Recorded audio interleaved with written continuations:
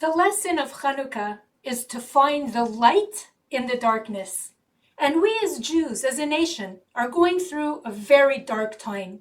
And it is up to us to transform it. You see, a single light can dispel a lot of darkness. When the Maccabees couldn't find the golden menorah because the Assyrians had stolen it from our temple, from our Beit HaMikdash, they built another one, a cheaper one, made out of metal.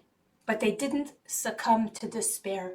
They didn't succumb to the darkness. And then they were blessed to find one cruse of pure olive oil, good for one day, but it lasted 8 days, as we know. They created the vessel, and God created the miracle. Recently, in Israel, in Sderot, the Chabad house there lit a very unusual menorah. That menorah was made from none other than rockets, which had been fired at Israel.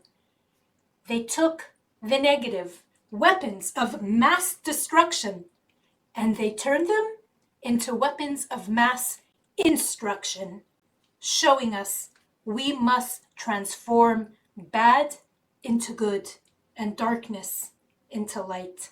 Because that is what we as Jews do. We take the darkness and we turn it into light. The Torah readings around Chanukah, they're all about Joseph, who was sold into slavery by his brothers. He was thrown into a pit, into a dark dungeon. And the Talmud teaches us that in that dungeon, where he lived for 12 or 13 years, he's described as a happy, dancing man. He lit up the dungeon with his inner light, with his faith. Now is our chance to illuminate the entire world with the truth and fight injustice and fight lies, no matter where we see them. From social media, and if we have to take it all the way to the courthouse, from the UN to the White House. Now is our chance to defeat our enemies. But it's also a chance to enlighten our friends. And because of that, we have to do everything we do as Jews.